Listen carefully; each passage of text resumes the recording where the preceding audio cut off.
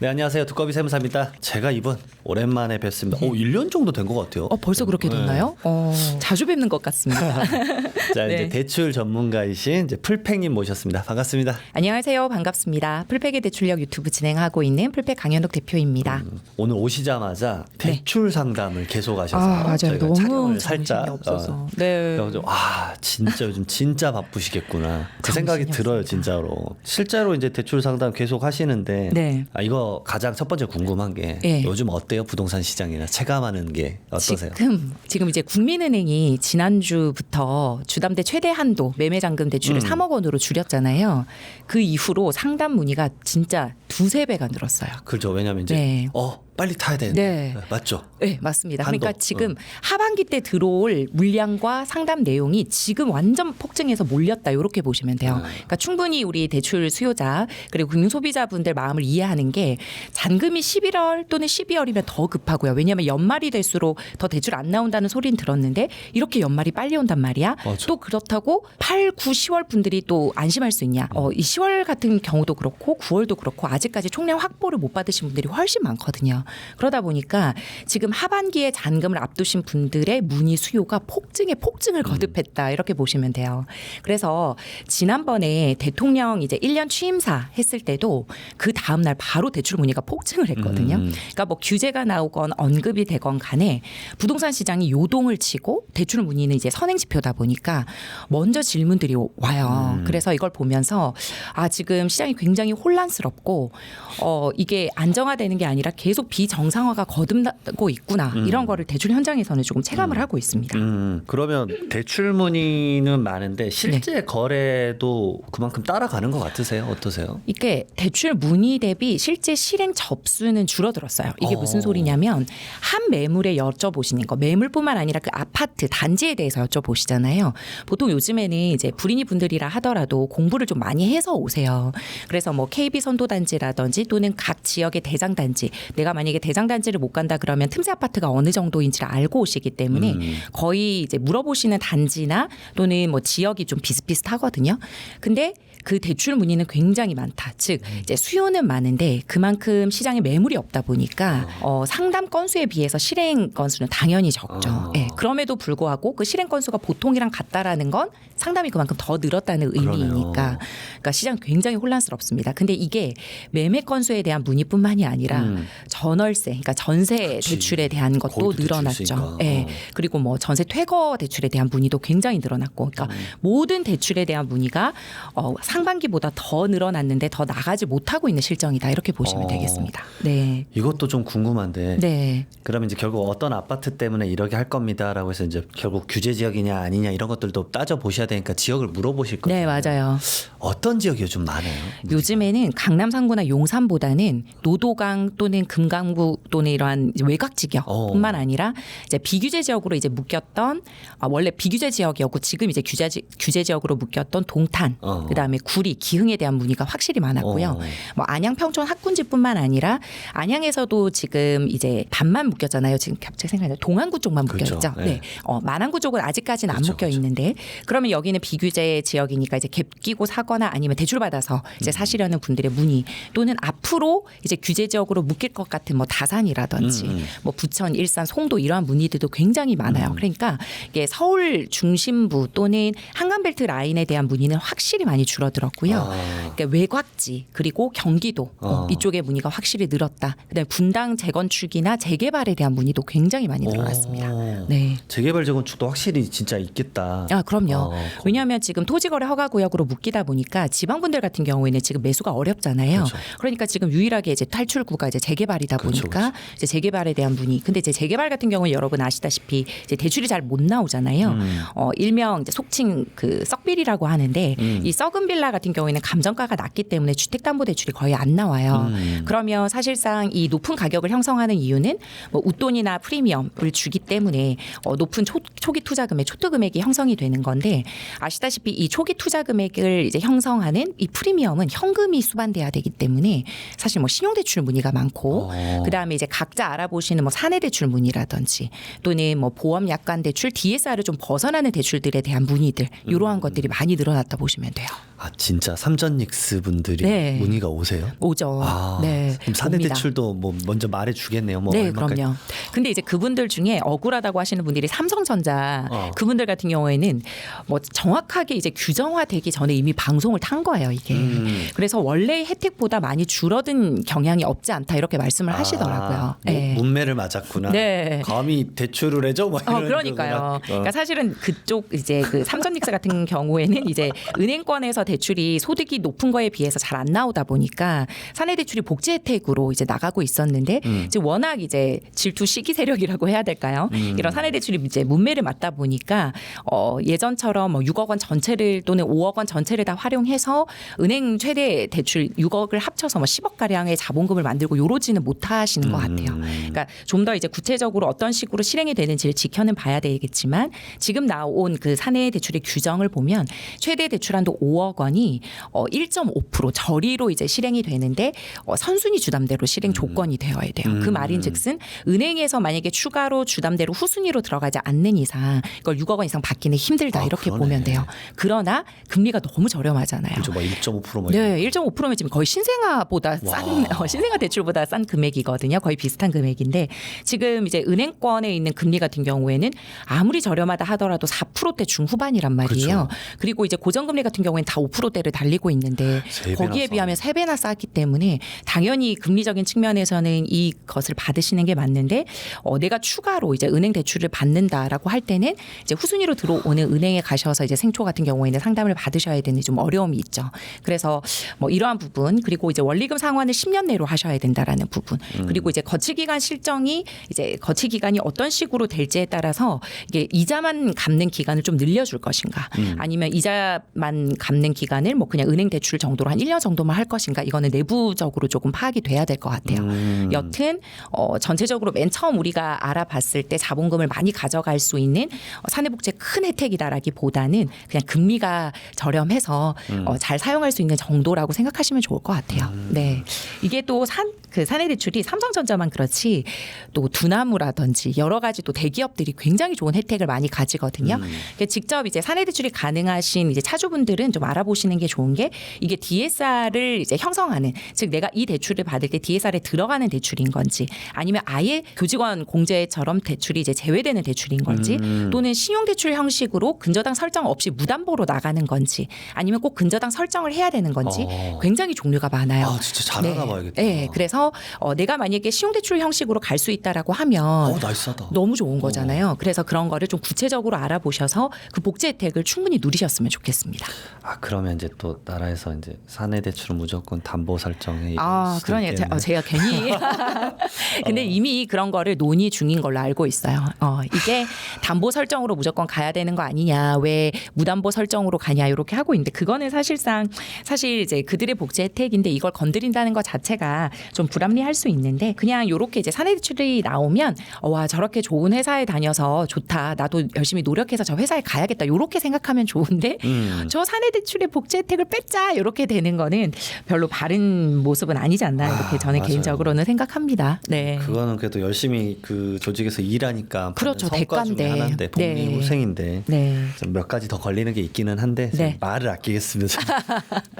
그리고 사실 궁금한 게 네. 이게 아까 말씀 주셨던 게 대출은 진짜 선행이잖아요. 맞아요. 그걸로 먼저 시장이 가능이 보이니까 예를 들어서 풍선효과 지금 벌써 얘기 나오는 게 남양주 다산. 맞아요. 솔직히 말하면 구리에서 한정거장이잖아요. 맞아요. 8호선. 네. 그리고 8호선도 뚫려 있으니까 남양주 다산의 대장 같은 경우에는 눈비 안 맞고 바로 롯데월드까지 올 수 있는. 맞아요. 그렇게 되니까 이제 8호선의 그 잠실 강남 접근성이 높다 보니까 확실히 다산 신도시에 대한 수요가 굉장히 폭증하고 있죠. 거기가 늘어나는 그런 것들이 보이면 풍선 효과도 생길 수도 있겠다는 것도 느낌이 오시겠어요, 대표님? 구리가 이미 묶였으니까 당연히 다산으로 퍼져 나가는 것 자체가 이미 이제 풍선 효과를 받는 거고 조용했던 부천까지도 지금 이미 이제 불길이 번지고 있고요. 그다음에 일산 같은 경우도 그렇고요. 그다음에 곧 안양도 묶일 것 같은데 그렇죠. 거기도 이제 사실 리딩 단지 몇 개 정해져 있잖아요. 그 아파트들 중심으로 굉장히 많이 호가도 올랐고 실제 실거래가도 많이 올랐습니다. 네. 그래서 지금 이제 사람들이 그다음 이제 풍선 효과 탈 곳도 알고 있고 그리고 동탄이 이미 묶였음에도 불구하고 불구하고 계속 동탄에 대한 수요들은 있어요. 네, 그래서 이 동탄에 대한 문의도 계속되고 있고. 네, 그래서 이제 사람들이 지금 서울에서 사실은 밀려난 거죠. 밀려난 분들이 지금 경기도에 있는 핵심 지역이라도 내가 빨리 내 집 마련을 해야겠다라는 불안감이 굉장히 큰 것으로 보입니다. 그 대표님이 이제 상담 현장에서 하다 네. 보면 대출 말고 사실 다른 복합적인 거 방금 말씀드린 부동산 시장을 어느 정도 알게 되시는 네. 거죠, 선행적으로. 근데 후행적인 게 이제 세금이 있는데 네. 세금도 많이 여쭤보세요? 뭐 어떤 세금도 것들? 같이 여쭤보는데 제가 항상 세금은 우리 이장원 세무사님이나 세무 전문가에게 저는 상담하라고 특히 자금 조달 계획서에 대한 문의가 정말 많아요. 왜냐하면 이제 자금 조달 계획서에 이제 주담대도 쓰셔야 되고 여러 가지 대출 형태를 쓰셔야 되는데 지금 뭐 요런 거예요. 제가 지금 대출이 모자라서 안 나오니까 우리 어머니가 대출을 받아서 저한테 줄 때는 차용인가요, 증여인가요? 그리고 얼마까지 가능한가요? 이거 세금 어떻게 내나요? 그걸 저한테 물어보세요. 그렇죠. 또 네. 워낙 이제 자금 흐름에 민감한 네. 걸 잘 아시니까. 네네. 그래서 저도 궁금하네요. 이렇게 하면서 진짜 소개드린 적도 많고, 근데 이제 이장원 세무사님 워낙 바쁘셔가지고 많이 밀려 있다 보니까 네, 좀 많이 해주세요. 저희 고객들 이제 보내면 거의 튕겨서 나온다고. 네, 거의 이제 대한민국 원탑이다 보니까 아마 그러신 것 같은데 그러한 자금 조달에 대한 문의, 그 다음에 앞으로 이러한 이제 대출이나 세금으로 사실은 내가 자본금이 부족한데 계속 이렇게 해서 자금 조달을 넣었을 때 별 문제가 없을까요? 이러한 것들, 뭐 그러한 문제들에 대한 질문도 굉장히 많고. 진짜 네. 그 자금 조달 계획서 확실히 대표님한테 네. 많겠구나. 진짜 많아요. 저는 이제 그 업무도 진짜 많이 들어온 사람 중에 하나잖아요. 자금 조달 계획서. 전 제가 직접 내드리기도 하니까. 업무를 보세요. 자금 조달 왜냐면 계획서에 이제 대한. 협업된 중개사님이랑 같이 해서 다 짜드려요. 결국은 자금 조달 계획서가 들어갔었을 때 조사할 때 85%가 국세청 조사예요. 결국은. 그다음에 15% 정도가 이제 뭐 대출 잘못된 금감원이나 아니면 뭐 명의신탁이나 뭐 경찰청이나 네. 이런 부분으로 가는 거고 80%는 다 결국은 국세청 업무이기 때문에 사실 저한테 중개사님 손잡고 오시죠. 그러면 저도 오히려 역질문 하나만 드려봐도 돼요. 그 지금 이제 최대 대출 한도가 6억 원이잖아요. 근데 이제 어머니가 실제 사업을 하셔서 사업 매출도 많으시고 이렇게 대출을 받기가 이제 쉽다. 그렇게 해서 어머니가 이제 대출을 한 5, 6억을 내서 나한테 차용 증서를 쓰고 그다음에 한 은행 이자 한 4.6에서 5% 정도를 주면 문제가 없냐. 이러한 질문들도 꽤 있으시거든요. 첫 번째로 안 그래도 이제 대표님이랑 이 얘기도 하고 싶었는데 네. 사업자 대출에 대해서 7월부터 조사할 거예요. 근데 그 어머님이 방금 사업자 대출을 받았는데 이거를 자녀의 집 사는데 줬다? 이러면 안 돼요. 그러니까 그게 차용이라도 그죠. 왜냐하면 사업자 대출이니까 운전자금 형태로 쓰는 게 맞죠. 운전자금을 쓰는 게 네. 맞고. 근데 이제 본인이 돈을 벌어서 자금이 있었다? 네. 그거 빌려주는 건 아무 상관없죠. 굉장히 매출이 많으세요. 네, 네. 그러면은 이제 대출을 받지 말고 오히려 이럴 때도 있거든요. 원래 내가 번 돈인데 맞아요. 사업자 대출도 공교롭게 그 시점에 받아놓은 맞아요, 거예요. 맞아요. 그런 분도 많아요. 오해가 쌓이잖아요. 네. 그러면 이거 회계 제대로만 하면 된다. 근데 이제 조사가 나올 가능성이 있다. 그러니까 이번에 5월달에 종합소득세 신고서 안내문에 진짜 네. 적혔어요. 아. 당신이 최근에 집도 샀고 대출도 많이 받았던데 사업자 대출에 대해서 조사할 수 있습니다. 진짜 지금 조사가 일어나고 있는데 사업체 5년 거 봐요. 그러면 어차피 이제 세무조사. 사업자 대출 같은 경우에는 운전자금 용도 증빙만 되면 되는 거니까 그렇죠. 증빙을 잘 할 수 있고 매출 증빙이 다 되면 문제는 없는 거죠. 네. 그래서 이제 병원 운영하시는 원장님들이 그쵸. 그게 많이 희석돼 있잖아요. 그래서 아, 원장님 이거 명확하게 구분하셔서 네. 해라. 또 개인 사업자가 그 희석률이 더 높아요. 아, 막 그렇구나. 손재돼 있어요. 법인은 네. 딱 인격체가 다르니까 네. 법인 계좌, 내 계좌 이건데 개인 사업자는 내 계좌도 내 계좌, 사업용 계좌도 내 맞아요. 계좌, 결국 내 이름으로 돼 섞여 있으니까. 있어요. 네. 그런 부분들에 대해서 소명을 하기 위해서 미리미리 좀 짜시는 게 좀 필요하기는 해요. 역시 세금과 대출을 같이 봐야 됩니다. 맞습니다. 네. 진짜 대출과 세금은 같이. 네. 언제 한번 빨리 강의 여세요. 제가 가서 강의 한번 하겠습니다. 알겠습니다. 네. 그리고 세금 때문에 이제 그 뭐 매물류도 이제 부담률 높여가지고 이거 할 것 같은데 네. 이런 것들에 대한 질의응답도 좀 하시는 분들이 있으세요. 그러니까 그럼요. 시장을 좀 세금과 엮어서 네. 시장 상황이 어떻게 바뀔 것 같으세요?라고 물어볼 것 같은 거예요. 뭐 지금 제가 좀 전에도 지금 중앙일보나 한국경제 다 이제 인터뷰를 하고 오는데 거기서도 이제 세금 관련 질문을 저한테도 많이 하세요. 그러니까 대출 현장에서도 받는 세금 질문이라든지 아니면 제 개인적으로도 이렇게 여쭤보시는데 아시다시피 이제 보유세가 강화될 것 같잖아요. 그러면 사실 거래세라도 낮춰줘야 되는데 거래세가 낮아지지 않는다면 이게 뭐 다주택자라든지 1주택자 같은 경우에 이제 어떻게 해소될 수 있는 매물이 해소되거나 우리가 이제 빠져나갈 수 있는 방법이 없다. 그렇게 되면 팔지 못한다 그러면 이 매물을 가지고 내가 어떻게 현금화를 하거나 돈을 가져올 수 있을까? 또 결국은 대출이거든요. 그러면 그 담보를 가지고 생활안정 자금 대출에 대한 문의도 많으신 거고, 예. 그렇기 때문에 팔지 못했을 경우에 내가 받을 수 있는 대출은 뭐가 있나요? 이런 거 이제 여쭤보세요. 근데 이제 생활안정 자금 대출인데 이러한 생활안정 자금 대출은 아시다시피 꼭 용도에 맞게 써야 됩니다. 그치. 방금 이제 그 세무사님 말씀하신 대로 이 사업자 대출도 용도에 맞게 써야 되는 거잖아요. 네, 운전자금 용도로 썼으면 이렇게 차용 증여가 아니라 운전자금 용도에 맞게 쓰시는 게 맞기 때문에 이 생활안정 자금 대출에 대한 것도 용도에 맞게 쓰셔야 된다. 그러니까 생활비, 의료비, 교육비 이러한 거에는 써도 되나 이 생활안정 자금 대출을 받고 집을 사면 안 되는 그러한 추가 매수 금지 약정이 걸리거든요. 그리고 지금 생활안정 자금 대출의 최대 한도는 1억입니다. 네, 그렇기 때문에 이게 예전에는 공동명의잖아요. 그럼 각각 1억씩 해줬어요. 근데 지금은 물건지별로 그냥 1억이에요. 아, 그것도 더 낮아졌구나. 네. 그리고 사실 저희가 저번 주까지만 해도 딱 한 군데 보험사에서 이 생활안정 자금 대출을 각각 1억 해주는 데가 있었거든요. 근데 마감됐어요.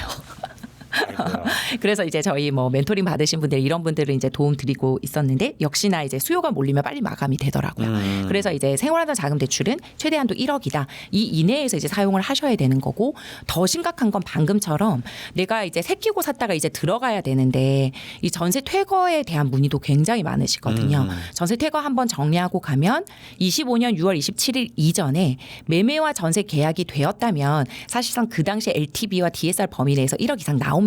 그렇기 때문에 너무 크게 염려는 안 하셔도 되고요.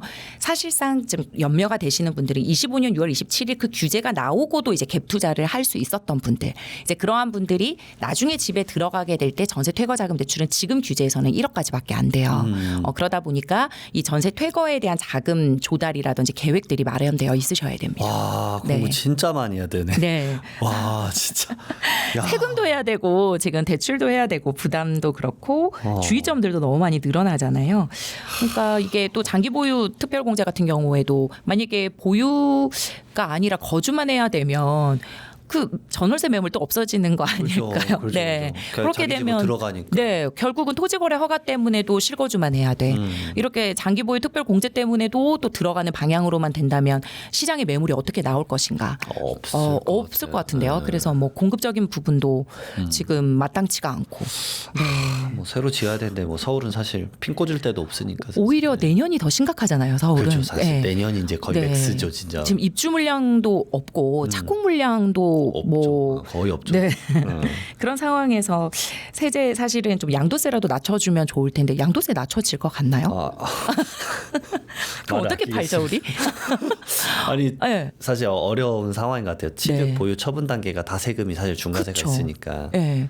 그러니까 이제 와 주택은 진짜 이제 와 너무 이제 뭔가를 이제 투자 가치라는 개념을 떠나서 그냥 내 집 마련 자체가 너무 어려워지는 상황이다 네. 보니까. 근데 또 이러다 보면은 대출이 막히면은 사람들이 주택에 대한 대출이 사실 점점 막혀가니까 비주택에 대한 수요가 늘어나거든요. 맞아요. 그게 이제 20년, 21년도에 문정권 때 나타났던 건데 지금은 또 그렇지도 않아요. 그거 없어요. 예전에 네. 그때에서 4억 막 네. 엄청난 그러니까 돈이었어요. 그때 이제 네. 못 팔았던 사람들이 지금 기다리고 있는데 아직까지 물려 있죠. 네. 뭐 오피스나 뭐 지산이나 뭐 도생이나 이러한 대한 문의가 거의 없고 지금 만약에 비주택에 대한 문의가 들어오면 원래 이제 상가 투자하셨던 분들, 토지 투자하셨던 분들은 원래 수요인 거고 그렇죠. 아파트에 대한 문의들은 들어와요. 그러니까 오피스텔 중에서도 이제 방 2개 이상 뭐 3개 이렇게 해서 뭐 화장실 가지고 거의 이제 아파트 대체 수요가 되는 이 아파트에 대한 이제 대출 문의는 들어오는데 예전처럼 이제 대출이 막혔기 때문에 비주택으로 뭐 빌라나 이쪽으로 가는 문의는 이 빌라도 재개발 쪽에 문의가 많지 그렇죠. 사실상 일반적인 문의는 많이는 없다. 예. 네, 점점 이제 딱 찾는 것만 찾지. 네. 아 그거 아니면 그냥 주식하고 말지. 뭐 이래 버리니까 맞아요. 자금 머니 무브가 이제 딱 틀이 딱 정해진 대로 움직여 버리니까. 네. 아 이게 또 많은 분들에게 누군가에겐 또 이게 고통일 수 있어서. 이게 근데 이제 저는 걱정이 되는 게 보유세를 결국은 올릴 것 같고, 근데 이제 사실 우리 재산세랑 종부세 봤을 때 재산세를 내는 사람들이 더 많은데 재산세 사실 그렇게 많이 내진 않잖아요, 종부세에 비해서는. 근데 재산세가 오를 가능성도 있나요? 사실 너무 질문 나이스하고 날카로우신데 많은 분들이 종부세만 걱정하는데 네. 문재인 정권 때는 제가 그때도 이제 강의 때마다 말씀드린 때 네. 16, 17년도에는 막 450채 막 이랬어요. 제 고객이 170채 막 이랬어요. 진짜로. 주택이요? 네. 그러니까 정말 진짜 다주택자였어요. 정말 너무 많았지. 네. 근데 그 2020년도, 21년도에 종부세 뭐 엄청나게 많이 이제 세부담 상한 3배 고막이 해가지고 사실 그렇게 많이 갖고 있는 사람의 인원수가 확 줄었어요. 그러니까 요즘 상담하다 보면 제가 느끼는 게 4채가 있잖아요. 제가 놀래요. 4채? 그럼 이런 느낌이에요. 하나는 상속주택, 하나는 오피스텔, 막 이런 느낌이에요. 네. 하나는 배우자 거, 뭐 이런 느낌이에요. 사실은 세 채도 거의 없고요. 대부분 두 채요. 두 채. 그러니까 오히려 이제 종합부동산세는 지금 세 주택 이상부터 중과세를 좀 적용을 하고 있는데 네.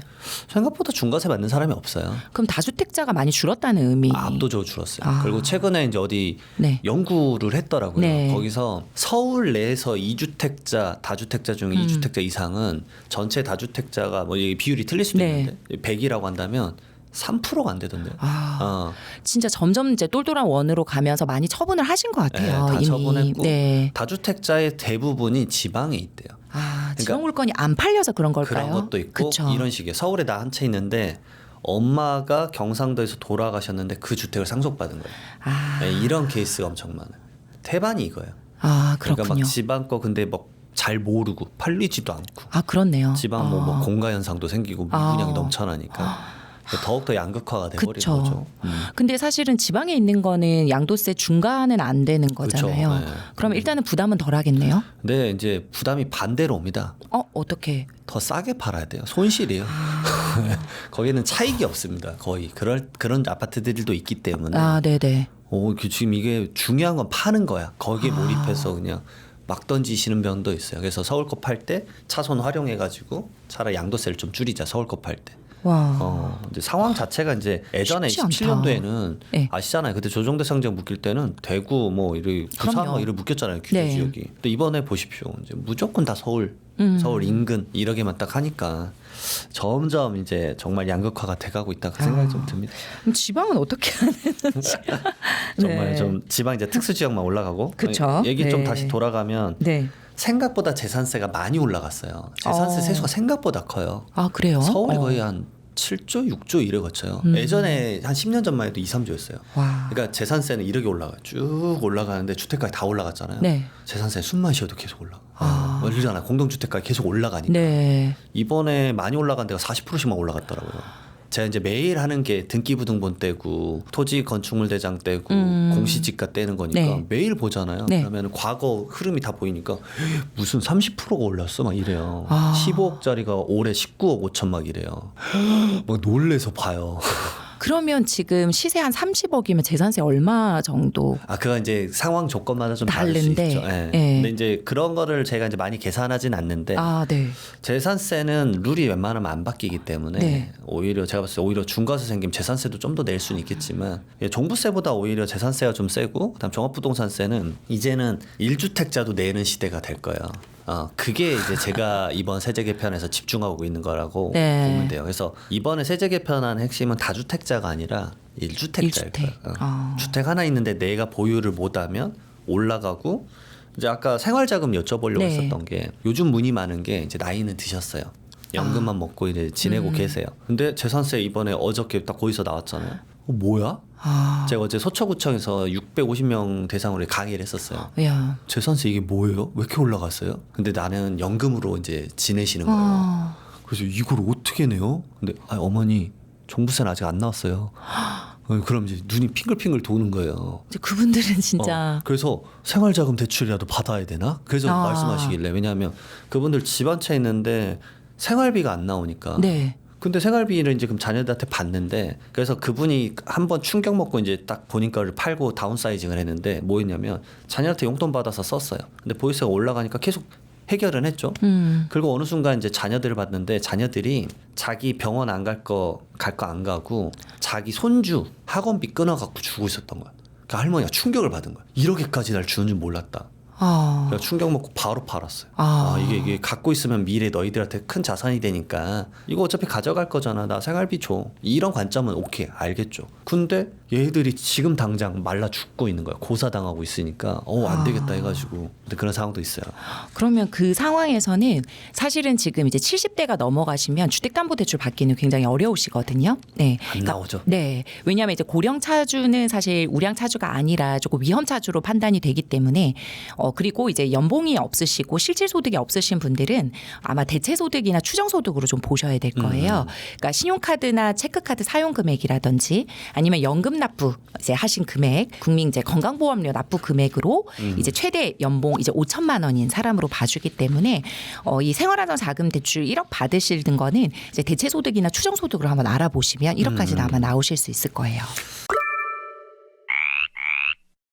자 이제 주제 좀 바꿔봐서 이제 대출 규제 쪽으로 아까 좀 말씀을 좀 나누기는 했는데 뭐 당장 이게 촬영하는 날 전 며칠 안 됐죠 대표님. KB 국민은행에서 주담대 한도 3억으로 축소했고 제가 봤을 때 이제 한두 개씩 다른 은행도 마찬가지이지 않을까 생각이 좀 드는데 이게 어떤 영향을 좀 미칠 것 같으세요 확실히?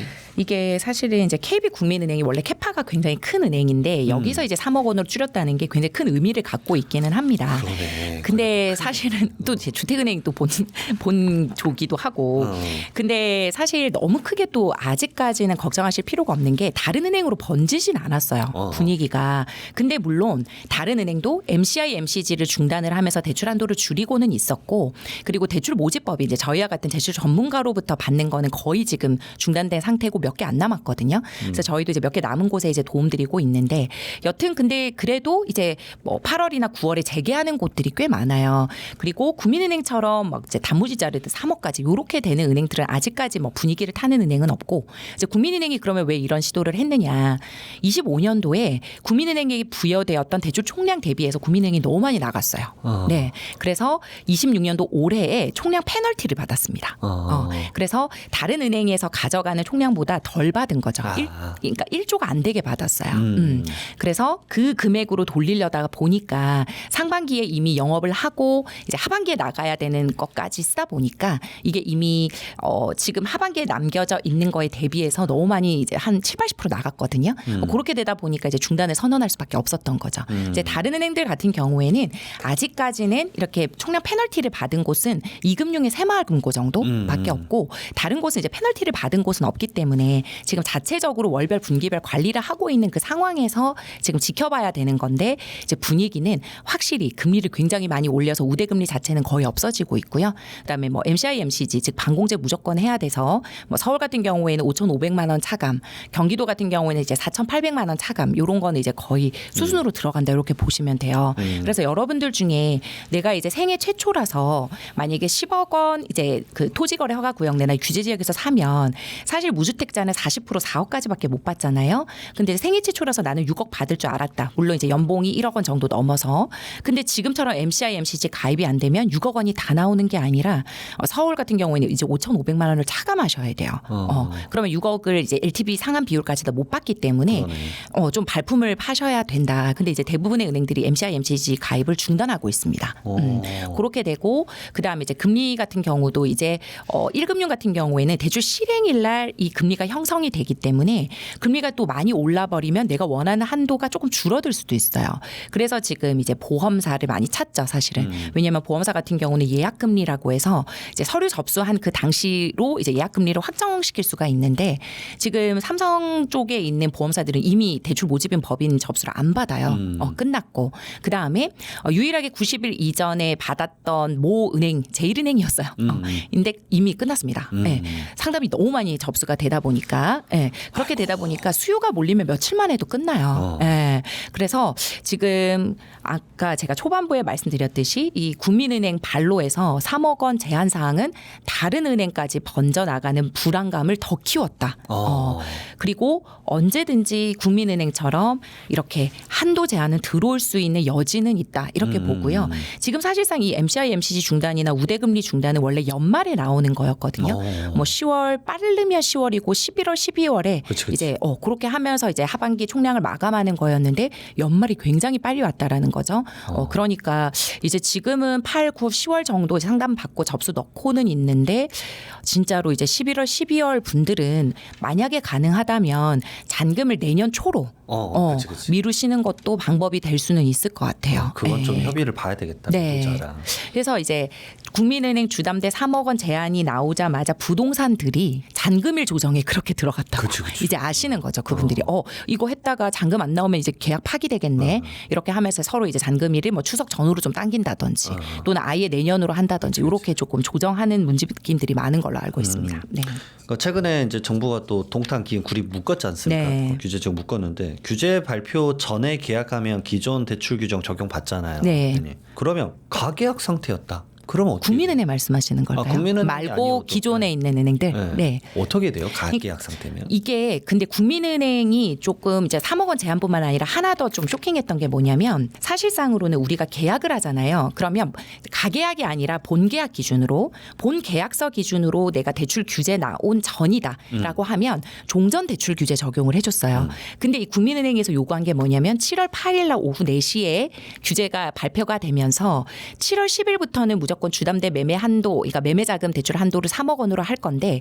7월 9일까지 최초 서류 송부까지 다 돼야 된다고 했어요. 계약일 기준이 아니라고 했어요. 야, 그러면 진짜 당황스럽네요. 네. 그분들. 그러면 만약에 예를 들어 저는 계약은 했는데 아직까지 서류를 송부를 못했어요. 또는 제가 앱에 등록을 했는데 이게 심사 확보가 다 됐는지 총량 확보가 됐는지 모르겠어요 하는 분들은 확답을 못 받은 거죠. 야, 발만 동동 굴리네. 네. 그러니까 예전 같으면 일단은 계약서 중심으로 가니까 안심하세요라고 할 수 있었을 텐데 지금 이 국민은행의 사실은 3억 원 한도 제한은 저는 이제 예상하고 있었고 언제든지 들어올 수 있겠다. 이거는 이제 누구나 사실은 예상할 수 있는 부분이었는데 갑자기 3억 원으로 준 거는 좀 당황스럽긴 했지만 이게 예전처럼 계약일 기준이 아니라 최초 서류 송부일 기준이라는 게 거의 전무후무하다. 네, 그 이례적이다. 너무 짧았잖아요. 그쵸. 아니 하루 만에. 그러니까 이미 국민은행의 스탠스는 상담 물건지는 이미 확보되어 있어야 되고 상담까지 다 받았고 이제 우리랑 하기 위해서 서류 송부까지 다 돼서 준비가 되어 있었던 고객까지만 받겠다는 거예요. 야, 네. 난리가 났겠네 진짜. 네. 그러니까 지금 여러분들도 상담을 이제 준비를 하고 계시고 잔금을 치러야 된다라고 하면 이제 대출 서류 있잖아요. 준비 서류까지 다 하고 너무 많이 알아보시는 건 이제는 사치일 수 있어요. 그래서 총령이 열린다라고 하면 그냥 가서 접수하시는 게 안심될 그러면 겁니다. 그래서 이제 3억으로 바뀌어버린 그 KB 이제 국민은행과 맺었던 분들은 은행을 바꿀 수가 있나요? 그럼요. 그러니까 지금 아직. 또 하나 더 이제 꿀팁을 드리면 사실상 이제 은행에서 대출 선수 그 서류 심사를 넣고 총량이 확보되어 있잖아요. 은행 입장에서는 싫죠. 왜냐하면 다른 데 동시 접수가 되어 있으면. 그래서 보통은 이렇게 불안하면 요즘에는 이제 분들이 뭐 두세 군데를 접수를 넣는데 그게 그 CRM이나 이렇게 은행 내부적으로 걸리는 경우가 있어요. 예를 들어 뭐 같은 삼성화재만 삼성생명 이렇게 되잖아요. 그럼 같이 동시 접수가 안 돼요. 근데 만약에 은행이 조금 다르다 이러면 서류가 이제 달리 들어가면서 두 개 동시 접수가 되면 그때 이제 금리 보고 한 곳을 취소한다든지 이러한 고객들도 늘어나는 거예요. 근데 이제 그게 가능한 은행이 있고 이게 동시 접수가 안 되는 은행들도 있어요. 안 되는 데 있잖아요. 위에 이미 들어가 있으시던데 그럼 저희 거 못합니다. 못합니다. 맞아요. 네. 그러니까 이제 사실은 은행도 그렇고 상담사 입장에서도 그렇고 믿고 한 군데 제대로 진행하는 거를 좋아하시고 오히려 그런 분들의 총량 확보를 많이 해드리고 있죠. 네. 거기다가 이제 그것도 좀 물어볼 수밖에 없는데 대출 금리 지금 높은 수준인데 네. 사실 지금 뭐 한국은행이 좀 올릴 것 같잖아요. 기준금리 네. 올라갈 것 같고. 근데 이게 내일이죠. 이제 네. 대출 금리랑 또 이제 선반영이 이미 많이 된 것 같긴 네, 한데. 맞아요. 금리 다시 오르면 네. 이거는 어떻게 될 것 같으세요? 대출이랑 부동산 시장. 사실은 한국은행 기준금리가 우리의 대출금리에 바로 영향을 주지는 않지만 이것 때문에 채권금리가 오르고 코피스 금리 같은 경우도 영향을 미치잖아요. 뭐 채권금리가 오르게 되면 당연히 이제 고정금리가 오르는 거고 그다음에 코픽스 같은 경우에도 계속 오름세를 보이고 있기 때문에 그리고 이 오름세를 보이는 금리 동향과 더불어 그 대출 총량 규제가 맞물려 버리기 때문에 기준금리 자체도 높은데 가상금리를 낮추지 못하는 형국인 거예요. 그러면 총 대출 금리는 기준금리 플러스 가상금리에 우대금리를 차감해서 나가는 건데 지금 우대금리 안 해주죠. 그렇죠. 가상금리 못 낮추죠. 기준금리 오르죠. 그럼 당연히 대출금리 오를 수밖에 없는 구조인 거죠. 네, 그렇기 때문에 하반기에는 말씀드린 대로 마찬가지로 우대금리 폭도 적고 거의 안 해주는 은행들이 많을 거기 때문에 가상금리는 내려오지 않는다고 본다면 금리는 더 오를 가능성이 있다. 그래서 지금 이제 거의 주담대 상단 금리가 이제 7%다. 근데 저는 이제 조만간 8%를 보지 않을까. 네, 우와. 그렇게 생각합니다. 근데 그게 여러분들의 실질 금리는 아니고 항상 이제 뉴스나 신문 기사들은 자극적으로 나가기 때문에 뭐 주담대 8% 이상 뚫어 뭐 영끌족들 어떡하나 이런 신문 기사들이 나올 거잖아요. 그럼 그거는 상단 금리다. 가장 높았을 때 그런 금리를 받는 거다라고 생각하시고 한 이제 하반기 가면 5%대는 거의 이제 받으신다. 네. 네. 그리고 사실 6%대도 지금 많이 나오고 있어요. 4% 후반은 이제 없는 느낌이. 네, 4% 후반 준다라고 하면 무조건 뛰어가서 받으십시오. 네. 진짜로. 그러면 이 금리가 올라가서 이제 결국은 원리금 상환에 대한 불안감이 엄청 있으실 것 같은데 이게 매물도 나오고 집값도 하락하는 요인이 좀 될 것 같으세요? 그게 사실은 22년도, 23년도에 조정장을 맞고 그다음에 금리, 그러니까 미국발 금리 인상이었죠. 그것 때문에 사실 하락 기조가 좀 펼쳐졌던 게 22년, 23년도 초반까지였어요. 근데 그때는 사실상 이렇게 금리가 갑자기 높아질지를 사실 예상하는 사람들이 별로 없었습니다. 그러다 보니까 올라갔죠. 네, 갑자기 맞게 되는 거다 보니까 사람들이 이제 패닉 현상이 이제 빠졌고 그때 당시에 그래서 둔촌주공이 그렇죠. 샀어야 돼. 그러니까 예. 다 그럼에도 불구하고 저는 둔촌주공 무조건 하라고 했는데 또 그때 분양가 13억일 때 안 서시고 줄 안 서시고 지금 30억일 때 줄 서서 사시는 분들 많잖아요. 그때는 예상치 못한 금리 인상이었어요. 근데 지금은요. 사실상 사람들이 5%대 받고 이게 6, 7%도 갈 수도 있겠다라는 거를 알고 들어가시는 분들이기 때문에 맞다. 어느 정도 준비가 되신 분들이 갔기 때문에 한 2년 보유할 정도의 체력은 가지고 가지 않으실까 저는 이렇게 생각이 들어요. 그래서 22년도, 23년도랑은 또 다른 형국이지 않을까. 보유세가 얼마나 오를지 얼마나 못 살게 굴지에 따라서 오히려 달라지지 금리가 너무 많이 올라서 막 매물을 던지는 22년도 23년도 장은 펼쳐질 것 같지 않아요. 네. 제 생각에도 이 그 대출 관련된 이런 이제 금리나 이런 것들에 대한 현실적인 얘기를 그 풀팽님이 그때 이제 많이 얘기를 해주셨던 게 그 도움이 됐을 거라 봐요. 결국 많은 분들이 접촉할 수가 없잖아요. 네. 사실 이게 기관을 은행이랑 기관에 가도 막 말이 막 여기 다르고 여기 다르니까 네. 이런 차원에서 제가 봤었을 땐 풀팽님의 그 다양한 콘텐츠가 큰 도움이 되지 않았나 솔직히 말하면 생각이 듭니다. 다행입니다. 이걸 어디 가서 물어볼 데가 없어요. 그렇죠. 진짜로. 네, 왜냐하면 이제 저희 같은 경우에는 협약은행이 수백 개이기 때문에 다 비교를 해드릴 수 있고 거기서 어떤 게 뚫려 있고 어떤 곳이 가장 좋은지를 안내를 드릴 수가 있는데 사실상 일반 금융 소비자분들을 아무리 많이 간다 하더라도 수십 군데 정도일 거예요. 네, 그것도 사실은 많이 가시는 거잖아요. 진짜 많이 가는 거죠. 네, 근데 거기서 사실은 내가 알아보는 것과 협약이 되어 있는 것도 다른 문제거든요. 그렇게 해서 이제 정확하게 알려줄 수 있는 그런 정보를 받을 수 있는가는 확실히 이러한 대출 전문가나 상담사랑 일반 소비자분들과는 좀 다르죠. 근데 이제 저희 같은 경우에 또 하나 더 좀 꿀팁을 드릴 수 있는 게 뭐냐면 사실 여러분들이 만약에 대출 상담사나 모집 법인에서 막히잖아요. 그러면 너무 절망하지 마시고 이 대출 모집 법인이 워낙 대출 수요와 총량을 많이 차지하다 보니까 빨리 막히는 거고 지방 내전부는 많이 남아있는 경우도 많거든요. 그렇기 때문에 상담사분도 알아보시되 지방에 직접 내방하셔서 상담 받아보시면 또 총량이 남아있는 경우도 요즘에는 많습니다. 그렇기 때문에 좀 불편하시더라도 지방은행도 마찬가지예요. 네. 지방은행이 사실은 경남은행하고 부산은행이 금리가 되게 좋았어요. 근데 이제 거기도 지금은 올랐죠. 왜냐하면 이미 수요가 찼기 때문에. 그렇죠. 근데 이제 뭐 대구 뭐 IMB뱅크라든지 또는 광주은행, 전북은행 이런 데도 오히려 수요가 막 몰리고 있거든요. 그러니까 여러 군데의 은행을 뭐 5대 시중은행뿐만 아니라 1금융권 인터넷은행, 카카오뱅크도 요즘에 다시 또 금리가 올랐다가 비교해 보면 또 괜찮아지고 하기 때문에 여러 방면으로 알아보시는 것도 지금은 좋은 선택일 것 같습니다. 네. 배울 게 너무 많다. 이 와중에 이제 또 정부가 부동산 감독원 설립을 추진하고 있어요. 아이고. 저는 이걸로 이제 세무조사는 확실히 좀 늘어날 거라고 보고 있는데 사실 그 풀팽님이 하는 쪽에 대출 과정에 대한 조사도 아마 한층 강화되지 않을까. 그렇죠. 이거 예측은 되는데 그러면 실수요자분들은 내가 봤었을 때 부동산 감독원 생기면 이런 포인트를 좀 더 조심해야 될 것 같다. 있으시면 좀 말씀 좀. 그러니까 예전에는 사실 사업자 대출 받아서 집 사시려는 분들에 대한 문의 수요가 많았는데 급격히 줄었어요. 이제는 안 된다라는 걸 알고 있기 때문에 여러분 지금은 사업자 대출 받아서 잔금 치르지도 못하고 구조상 할 수도 없는 구조입니다. 그래서 이제 위험하다. 라고 하는 거래는 하지 않으셨으면 좋겠어요. 네, 그게 맞고 지금은 본인이 할 수 있는 범위 내에서 최선의 대출과 만약에 예를 들어 내가 이럴 수 있어요. 고소득인 분인데 대출에 대한 레버리지가 굉장히 많이 필요하신 분들은 지금 6억 대출이라도 나올 때 생애 최초의 대출 혜택을 누린다든지 최대한 대출력을 이제 발휘하셔서 가장 좋은 곳에 입지. 그러니까 뭐 34평이 아니더라도 25평 정도라도 입지를 높여서 선택을 하시는 걸 추천을 드리고요. 같은 8억을 사는데 이런 분이 있어요. 나는 대출이 싫고 6억 원의 자본금이 있는데 2억만 대출 낼 거야 하는 분이 있거든요.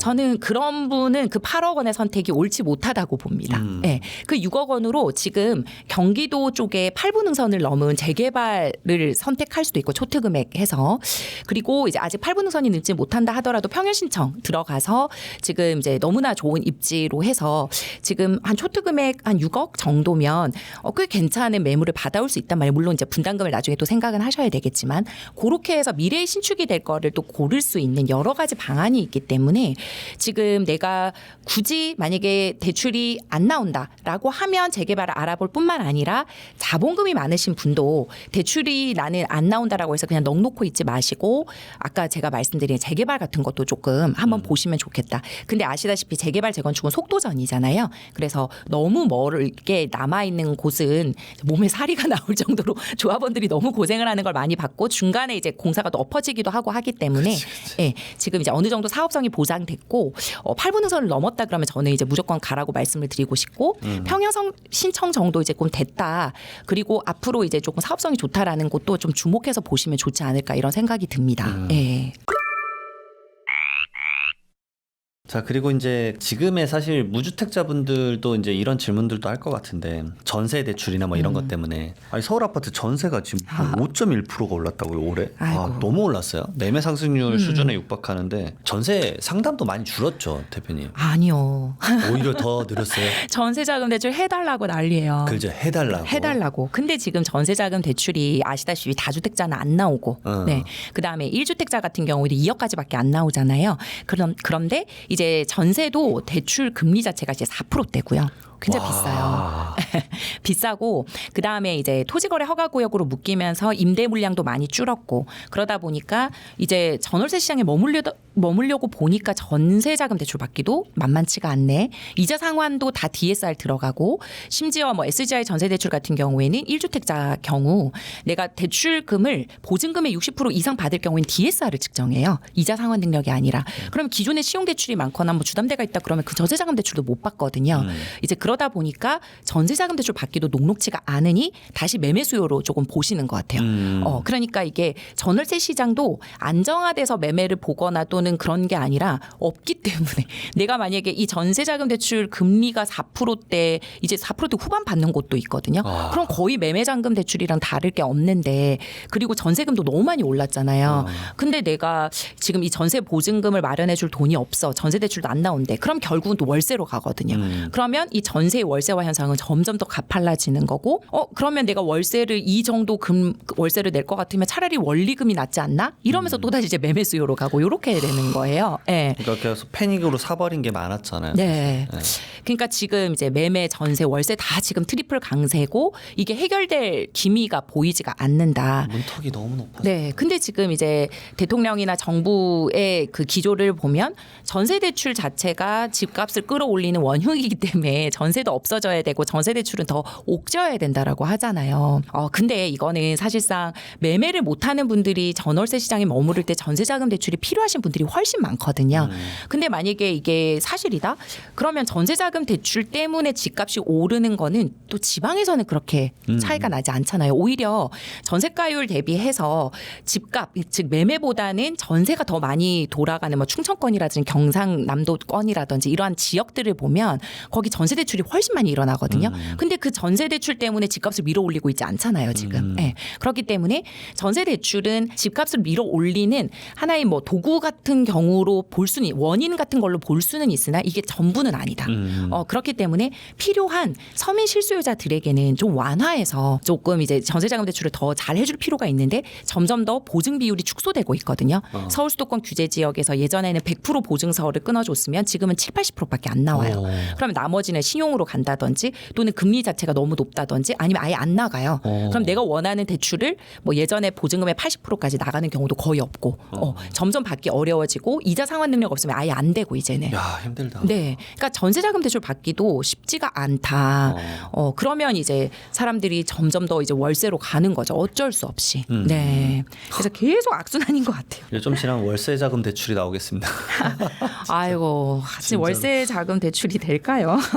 진짜로 그럴 수도 있겠다는 생각이 드는데 네. 거기다가 이제 DSR 적용 확대나 뭐 추가 규제 가능성까지 또 여기 이 상황에서 또 나오고 있잖아요. 네. 뭐 약간 예측되는 거 있으세요 혹시?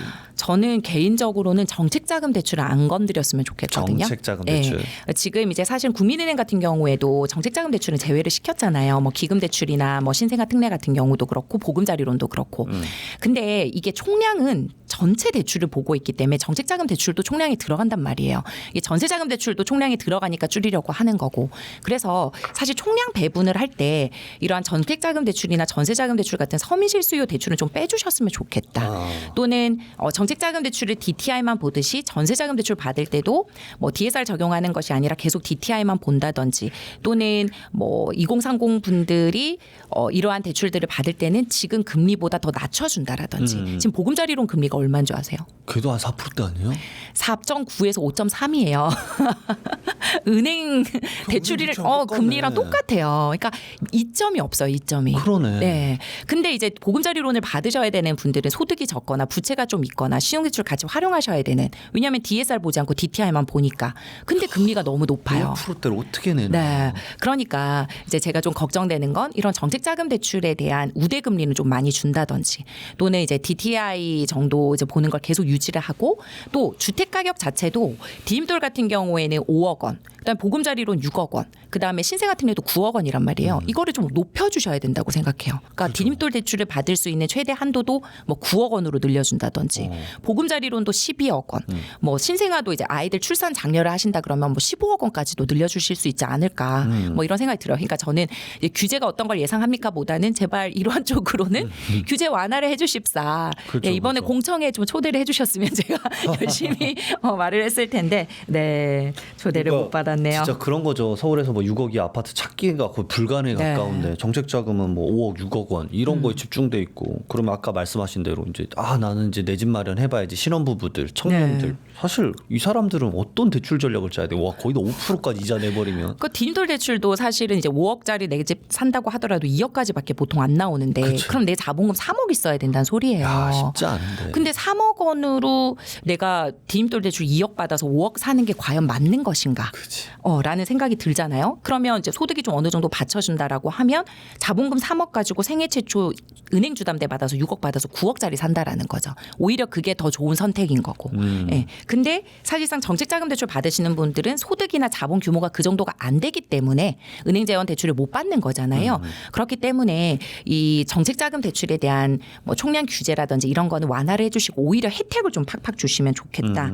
그리고 내 연봉이 5천만 원 이하이다라고 하시면 아직까지는 은행 재원 대출보다는 방금 말씀드린 보금자리론이라든지 또는 뭐 신생아 특례 이런 게 더 유리하실 수 있거든요. 그래서 내 가정 상황에 맞춰서 연봉이 5천만 원이 안 된다라고 하면 일단 정책자금 대출부터 보시는 것도 좋고요. 이제 보금자리론은 6억 원까지 주택 가격이 형성되어 있으니까. 근데 만약에 내가 6억 원을 넘어서 좀 연봉 5천만 원 이상이다. 어차피 부부 합산으로 사용할 수 있잖아요. 부부는. 그렇게 해서 이제 나는 연봉 6천, 7천 이상 간다라고 하시면 확실히 은행 재원 대출 받으셔서 좋은 입재 내 집 마련하시는 거를 추천을 드립니다. 그래서 저는 이제 그 연봉선을 5천만 원으로 보고 있거든요. 그래서 이제 5천만 원으로 한번 판단을 해보시면 좋겠다. 네. 그 최근에 그러면 요즘은 갈아타기 하시는 분들은 이제 대출 상황에서 어떻게 많이 말씀 주세요? 매도를 하시고 그 다음 매수를 하셔야 되는데 와, 하필이면 어렵다. 선매도 후 매수를 해야 되는데 내 집이 안 팔리는데 내가 가고자 하는 집은 이미 막 떠나고 있는 거예요. 이래 가고 있지. 네. 그래서 이제 계약 파기가 되거나 또는 아예 움직이지 못하는 씹는 분들이 훨씬 많아요. 왜냐하면 움직일 것 지금 내 집을 팔아도 대출이 안 나오기 때문에 업그레이드 정도밖에 안 되는 거예요. 업그레이드가 안 되기 때문에 어차피 손에 쥐는 돈 얼마 없고 여기에 대출 받아봤자 별로 의미가 없다. 그렇기 때문에 이 갈아타기는 거의 이루어지지 못하고 있는 수가 많이 줄었고요. 만약에 갈아타기를 하신다라고 해도 이제 15억 이하 쪽에서 이제 많이 이루어지고 있습니다. 그러니까 이제 15억에서 25억 같은 경우에는 방금처럼 삼전닉스처럼 많은 성과급을 받는 예정이 되어 있는 분들 정도 이제 움직이시는 것 같고 일반적으로는 이제 15억 이하의 매물의 이동이 많다 이렇게 보여지고 있습니다. 야 갈아타기 생각하면 쉽지 않네. 네, 거기다 맞습니다. 대출 총량까지 걸려버리면 진짜 답 아예 없고. 그러니까 이게 갈아타서 내 돈에, 그러니까 내 손에 쥐어지는 돈의 금액이 과연 지금 최대 대출을 받아서 움직였을 때 과연 상급지로의 입성인가를 한번 꼭 따져보셨으면 좋겠어요. 아니고서는 낙동강 오리알이 될 수 있어요. 우리 집 그렇죠. 팔아놓고 그다음 어디 갈 데가 없을 수 붕 있고. 떠버려고. 네, 그렇게 될 수 있기 때문에 사실 지금 갈아타기가 가장 힘든 시장인 것 같아요. 네. 근데 만약에 내가 운 좋게 우리 집을 팔았다라고 하면 빨리 매수를 하시는 거를 이제 추천을 드려요. 그러니까 잔금은 점점 더 어려워지죠. 하반기로 갈수록. 그렇기 때문에 이제 잔금 계획도 잘 세우시는 게 좋고요. 그러니까 생애지초 같은 경우에는 지금 계속 이제 좀 줄어들고 있는 게 보이잖아요. 그러면 6억 원이라도 줄 때 빨리 이제 움직이시는 거를 또 추천을 드리고. 네. 그게 이제 오히려 오르면 좋겠는데 그게 더 줄어들 수도 있겠어요. 네. 충분히 가능하다고 봅니다. 아이고야. 그러면 가격은 저기 있고 대출 금액은 요 정도밖에 안 되면 점점 힘드네요. 네, 그러니까 이제 재개발로 눈을 많이 돌리시죠. 그럴 수밖에 없어요. 그럴 수밖에 없는 상황인 거죠. 그래서 네. 지금 뭐 이제 뭐 송파구청장님도 이번에 되자마자 첫 번째 사인한 게 뭐 재건축 뭐 이런 거잖아요. 재개발 이런 것들을 많이 제초안도 사인. 폐지했으면 좋겠어요. 네. 마지막으로 고민하시는 분들에게 한 말씀 해주시죠, 네. 부장님.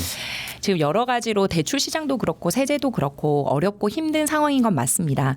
근데 제가 이제 금융권에 들어오고 입행하고 지금까지 보면 20년 정도 이 시장을 계속 지켜보고 있거든요. 근데 항상 위기 속에서도 기회를 찾으시는 분들은 있습니다. 네. 그러니까 남들이 다 안 된다라고 했을 때 안 된다는 말에 너무 귀 기울이지 마시고 어차피 대출 같은 경우에는 나한테 대출해주는 한 은행 찾기 싸움이거든요. 그 은행만 찾으시면 또 이제 되기 때문에 되는 방향으로 긍정적인 방향으로 가시면서 방법을 찾아보시는 거를 추천을 드리고 그 방법 가운데 저희 풀팩의 대출력이 도움이 될 수 있다면 좋겠습니다. 지금까지 풀팩님하고 함께했는데 다음 대출 규제나 아니면 내년 초에 네. 내년 초에 또 총량제가 다시 풀리니까 네. 그 시점에 또 이제 어떤 포지셔닝을 해야 될지 그럼요. 또 달라질 것 같아요. 그때 또 네. 괜찮으시면 제가 한번 꼭 모시도록 하겠습니다. 알겠습니다. 네, 감사합니다. 네, 감사합니다.